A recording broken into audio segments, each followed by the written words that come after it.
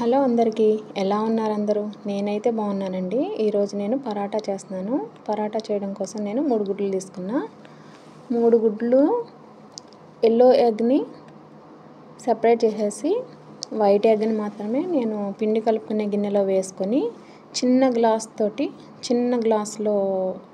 గ్లాస్లో సగానికి షుగరు, గ్లాస్లో సగానికి ఆయిల్ అనమాట. చిన్న గ్లాసు మనం టీ తాగుతాం కదా, ఆ చిన్న గ్లాసులో సగానికి షుగరు, సగానికి ఆయిలు అండ్ రుచికి సరిపడినంత సాల్ట్ వేసుకొని బీట్ చేసుకుని ఒకసారి, తర్వాత 1 గ్లాసు పాలు కూడా వేసుకొని బీట్ చేసేసుకుని, ఆ తర్వాత 3 గ్లాసుల సేమ్ మనం ఏ గ్లాస్తో అయితే పాలు వేసుకున్నామో అదే గ్లాస్తో 3 గ్లాసుల మైదా పిండి కూడా వేసుకొని ఇలా చపాతీ ముద్దలా కలిపేసుకోవాలి. ఒకవేళ ఏమన్నా కొంచెం పలచగా అనిపిస్తే ఒక పావు సగం మైదా కొంచెం యాడ్ చేసుకుని ఇలాగ చపాతీ ముద్దలా కలిపేసుకుని మూత పెట్టేసుకుని పక్కన పెట్టేసుకోవాలి ఒక 10-15 నిమిషాల వరకు.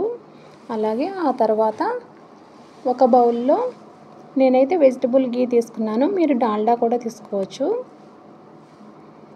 ఇప్పుడు వేడి చేసుకుని వెజిటబుల్ గీని తర్వాత మనం ఆల్రెడీ కలిపి పెట్టుకున్న పిండి ముద్ద ఉంది కదా, ఇప్పుడు ఒక్కొక్కటి ఉండల కింద మనకి పరాటా సైజు ఉండలు తీసుకొని ఇలా రౌండ్గా బాల్స్ లాగా చేసుకొని మనం కరిగించి పెట్టుకున్న గీ ఉంది కదా, గీ రాసుకుంటూ ఇలాగ రౌండ్గా బాల్స్ చేసుకొని ట్రేలో పెట్టుకోవాలి. నేనైతే ఇలా పెట్టానండి. ట్రేలో అల్యూమినియం ఫాయిల్ వేసి పైన ప్లాస్టిక్ ఇది ఉంటుంది కదా, నైలాన్ ఫాయిల్, దాంతో కవర్ చేసేసాను అనమాట. ఒక 10-15 నిమిషాల తర్వాత ఇప్పుడు చపాతీ పీట తీసుకొని దానిపైన కొద్దిగా ఆయిల్ వేసుకొని మనం రెడీ చేసి పెట్టుకున్న ఉండలు ఉన్నాయి కదా, పరోటా ఉండలు, ఆ ఉండని ఒకటి తీసుకుని ఆయిల్ పైన ఇలాగా చపాతీలాగా చేసుకుంటూ ఇలా రౌండ్గా వచ్చిన తర్వాత కొద్దిగా 1 స్పూను వెజిటబుల్ గీ వేసి అండ్ కొద్దిగా మైదా కూడా చల్లుకొని ఇలాగ రౌండ్గా రోల్ లాగా చేసుకోవాలి పొడవుగా.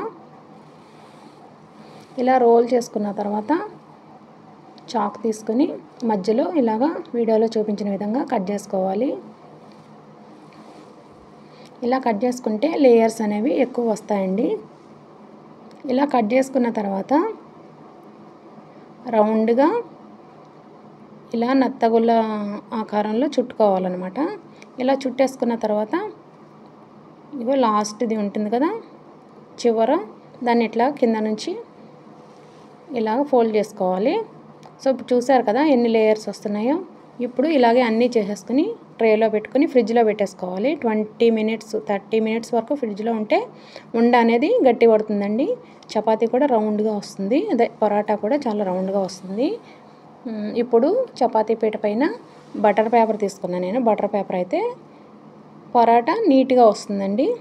సో ఇప్పుడు చపాతీలాగా చేసేసుకుని రౌండ్గా ఇప్పుడు పరాటాని పెనం పైన కాల్చుకొని గోల్డెన్ కలర్ వచ్చేంత వరకు ఇలాగ మనకు నచ్చిన కర్రీతో సర్వ్ చేసుకుని తింటే చాలా టేస్టీగా ఉంటుందండి. మీరు కూడా ట్రై చేయండి.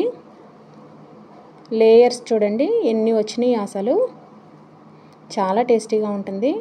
మీరు కూడా తప్పకుండా ట్రై చేయండి. మీకు నా వీడియో నచ్చినట్టయితే please like and share and subscribe. నా ఛానల్ సబ్స్క్రైబ్ చేసుకోవడం మర్చిపోవద్దు.